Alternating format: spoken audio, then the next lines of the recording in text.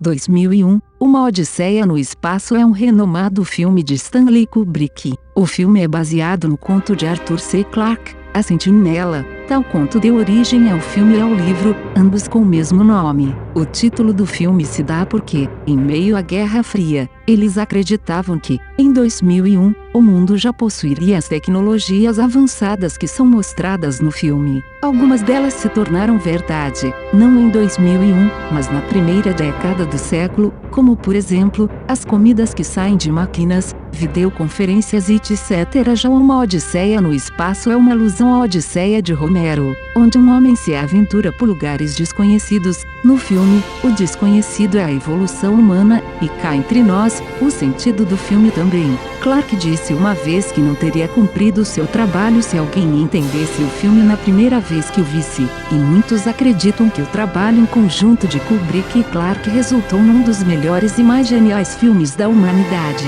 Sendo muito influenciado pela Guerra Fria, o filme traz muito da questão da corrida espacial, inclusive muitos acreditam que as cenas do primeiro homem a pisar na Lua sejam apenas sobras de cenas de 2001, além de trazer uma imensa inovação em termos de efeitos visuais e especiais, que eram demasiado avançados para a época do filme. O conteúdo intelectual do filme é enorme, segundo alguns fãs do diretor, porém, para muitos, o filme é apenas parado demais, a ponto de ser chato e demorado e desconexo, possuindo muitas cenas desnecessariamente longas, principalmente a cena onde a tela fica preta por bastante tempo, com uma música tocando. Nessa cena estamos olhando para um monólito. Acredita-se que o monólito, que possui as dimensões 16:9, tal como uma tela de cinema, é a chave para a evolução. Ele aparece nas 3 partes do filme. Aurora do Homem.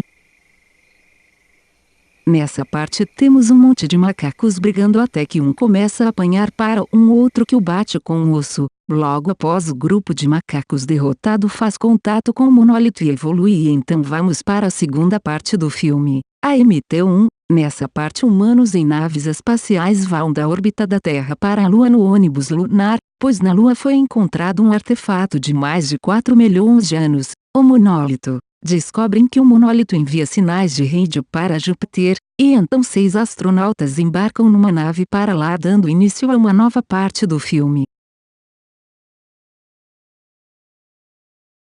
Missão Júpiter. Nessa parte, 4 dos 6 astronautas estão congelados e 2 acordados. Quem comanda é HAL 9000, um computador com comandos de voz. HAL não comete erros, segundo ele, pois é um computador e erros são para humanos. Mais tarde HAL comete um erro sutil num jogo de xadrez, logo após faz com que os astronautas tenham que sair da nave e ir consertar um erro no dispositivo que controla a antena principal da nave, que na verdade não estava em erro, fazendo com que os astronautas cogitem desligá-lo. HAL descobre e mata alguns dos congelados e consegue ejetar um dos astronautas, dificultando com que o outro volte à nave. Quando ele volta, desliga HAL dando início à nova parte.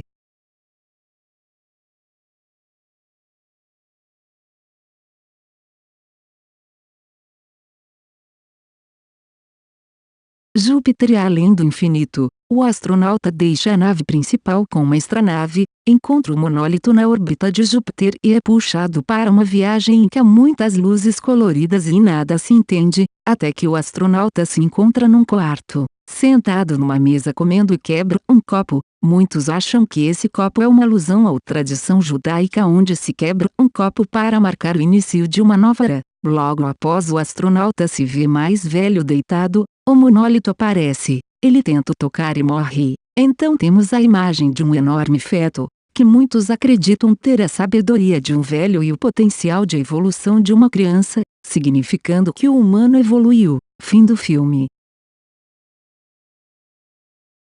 Alguns acreditam que HAL é uma alusão à IBM, empresa de computadores que na época era mais influente que a Google e a Microsoft juntas, já que se voltarmos uma casa em cada uma das letras de IBM obtemos HAL. Clarke nega, porém HAL diz ter nascido em Urbana, Illinois, onde fora criado o primeiro computador com comando de voz da IBM na vida real. Um livro poderia ser escrito com todas as especulações sobre o sentido dado ao filme pelos fãs de Kubrick, porém a real questão é: será que o filme teria tal fama e seria tão amado se fosse feito por alguém não famoso, ou será que o amor por esse filme é devido ao amor e idolatria a Kubrick?